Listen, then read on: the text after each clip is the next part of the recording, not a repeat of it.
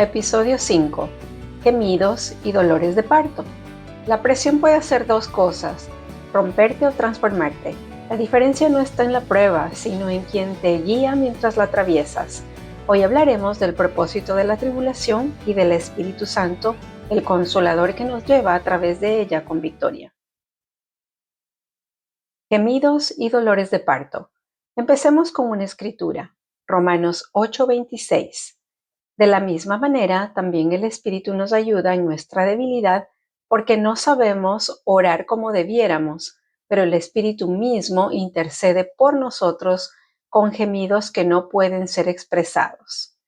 Gemidos en esta escritura significa suspiro, estrechez, angostura, delante de jueces, hacer firme, establecer, fijar una cosa, hacerla permanecer, sostener la autoridad o la fuerza, fundamento de un edificio. Ahora les explico lo que significa expresados. Demasiado profundo y que no es expresado con palabras. En este episodio quiero profundizar acerca de la palabra gemir. Te voy a leer unos versículos adicionales para tener un contexto de lo que nos dice la palabra de Dios. En 2 Corintios 5, del 1 al 4 dice, porque sabemos que si esta tienda terrenal, que es nuestra morada, es destruida, tenemos de Dios un edificio, una casa no hecha por manos, eterna en los cielos. Porque asimismo en esta tienda gemimos deseando ardientemente ser revestidos de nuestra habitación celestial, pues así cuando seamos revestidos no seremos hallados desnudos. Porque asimismo los que estamos en esta tienda gemimos agobiados, no porque queramos ser desvestidos, sino revestidos, que lo mortal sea absorbido por la vida. Gálatas 4:19 nos dice, queridos hijos, por quienes vuelvo a sufrir dolores de parto hasta que Cristo sea formado en ustedes. Ezequiel 9:4 dice, y el Señor le dijo, recorre la ciudad de Jerusalén y coloca una señal en la frente de quienes giman. Recuerda que gemir significa suspirar, gemir por dolor o tristeza o jadear en esta escritura. Y luego dice, y se lamenten por los actos detestables que se cometen en la ciudad. Gemir entonces significa estar agobiado por angustia, tristeza, dolor, tribulación, presión, etc. Sufrir profundamente, emitir un sonido profundo y doloroso de aflicción o tristeza. Gemir bíblicamente significa orar y estar en la presencia de Dios hasta que lo que está dentro de ti, eso que te está pasando, se rompa y sientas que saliste de eso. Si no oramos hasta que esto ocurra, seguimos tratando de escapar de la situación en vez de vencer por medio del Espíritu Santo. Un ejemplo de esto es Ana, quien estaba confrontando sus pensamientos y sus emociones, es decir, tenía una lucha en su carne. ¿Acerca de qué? Acerca de dar a luz su hijo varón Samuel. La aflicción o tribulación también es angustia, un corazón cargado o la depresión. Ahora quiero hacerte una pregunta. ¿Para qué sirven la tribulación, la presión, la angustia, la aflicción, la agitación, el conflicto, la opresión y la depresión? Para que confiemos en Dios y no confiemos en nosotros mismos. En 2 Corintios 1, del 8 al 10, nos dice, hermanos, no queremos que desconozcan las aflicciones que sufrimos en la provincia de Asia. Estábamos tan agobiados bajo tanta presión que hasta perdimos la esperanza de salir con vida. Nos sentíamos como sentenciados a muerte, pero eso sucedió para que no confiáramos en nosotros mismos, sino en Dios, que resucita a los muertos. Él nos libró y nos librará de tal peligro de muerte. En Él tenemos puesta nuestra esperanza y Él seguirá librándonos. Recordemos algo, el Consolador, el Espíritu Santo, nos lleva a través de toda tribulación y nos libra victoriosamente. Escucha lo que dicen estas escrituras. Salmo 84, del 5 al 7. Dichoso el que tiene en sí su fortaleza, que de corazón camina por tus sendas. Cuando pasa por el valle de las lágrimas, lo convierte en región de manantiales. También las lluvias tempranas cubren de bendiciones el valle. Según avanzan los peregrinos, cobran más fuerza hasta que contemplan a Dios en Sión. Zacarías 13:9. Pero a esa parte restante le pasaré por el fuego, la refinaré como se refina la plata, la probaré como se prueba el oro, entonces ellos me invocarán y yo responderé. Yo diré, ellos son mi pueblo, ellos dirán, el Señor es nuestro Dios. Isaías 43 del 2 al 3. Cuando cruces las aguas, yo estaré contigo. Cuando cruces los ríos, no te cubrirán sus aguas. Cuando camines por el fuego, no te quemarás, ni te abrazarán las llamas. Yo soy el Señor tu Dios, el Santo de Israel, tu Salvador. Apocalipsis 7:14. Aquellos son los que están saliendo de la gran tribulación, han lavado y blanqueado sus túnicas en la sangre del Cordero. Dios no promete sacarnos de la tribulación, sino estar con nosotros durante ese proceso hasta que salgamos victoriosamente. Es decir, que tengamos paz, que no estemos más sintiéndonos mal y que esa circunstancia ya no determine nuestro día. Recuerden que Jesús dijo a sus discípulos en Juan 16:33, en el mundo tendrán tribulación, pero confíen, yo he vencido al mundo. Y también en Juan 17:15 oró al Padre, no te ruego que los saques del mundo, sino que los guardes del maligno. El propósito de la tribulación es destruir en nosotros el sistema del mundo y la naturaleza del hombre carnal para hacernos como Jesús vencedores. Solo podemos lograrlo por medio del poder que habita en nosotros, que viene del Espíritu Santo, quien es nuestro consolador.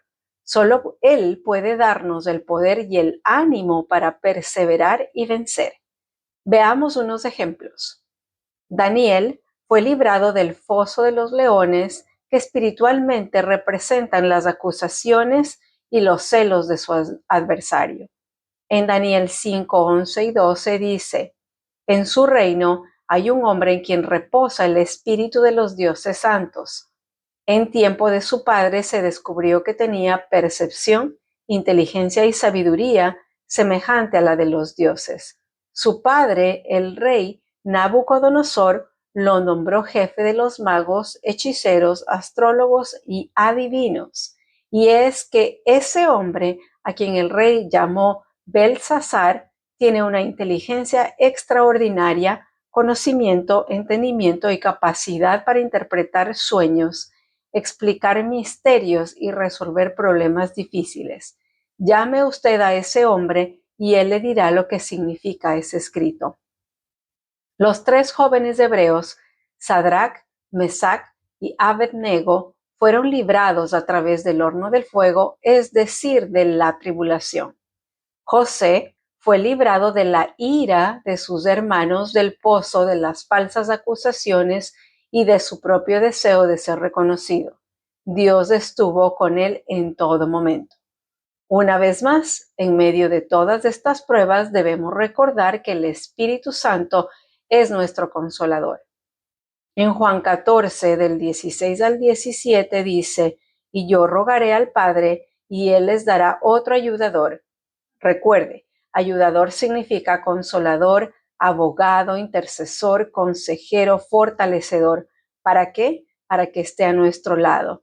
De manera que Él nos acompañará siempre, es decir, el Espíritu de verdad a quien el mundo no puede aceptar porque no le ve ni le conoce, pero ustedes sí le conocen porque vive con ustedes y estará en ustedes. Juan 14, 26 nos dice, pero el ayudador, consolador, el Espíritu Santo, a quien el Padre enviará en mi nombre, les enseñará todas las cosas y les dará recordar todo lo que he dicho. Veamos lo que significa enseñar según la concordancia G1321. Esto significa conversar con otros para instruirlos, impartir enseñanza, inculcar doctrina, explicar o exponer algo.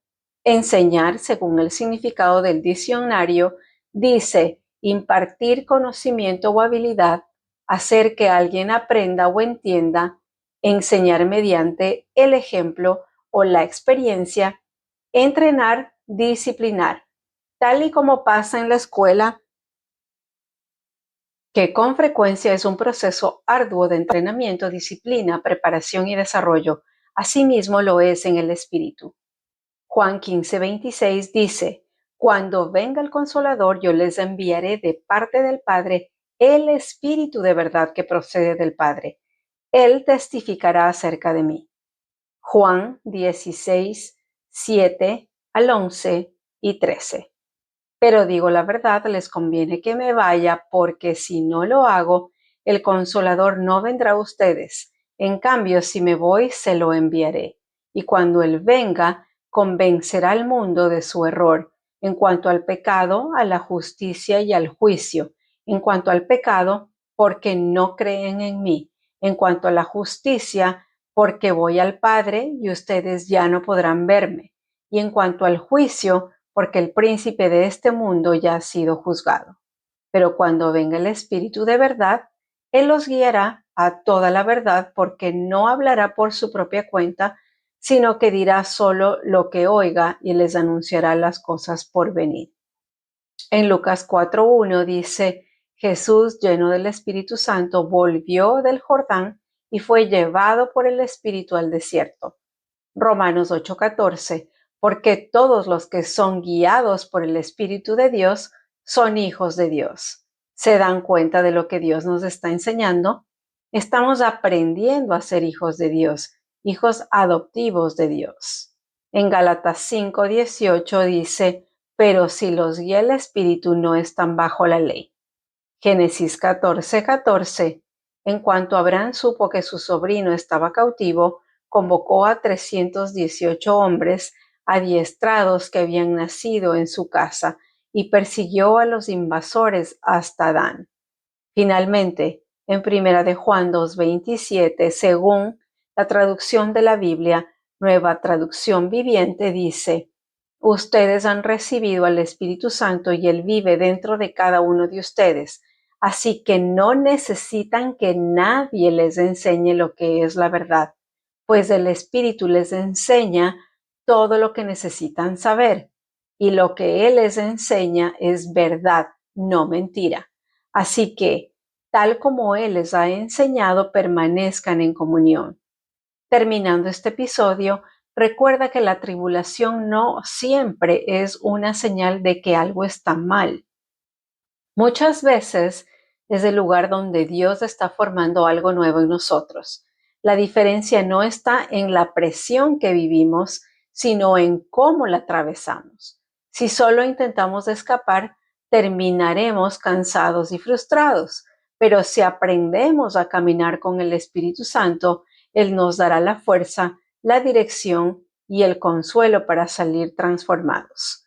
Esta semana, en lugar de preguntarte cómo salgo de este problema, pregúntate: Espíritu Santo, ¿qué quieres formar en mí a través de esto?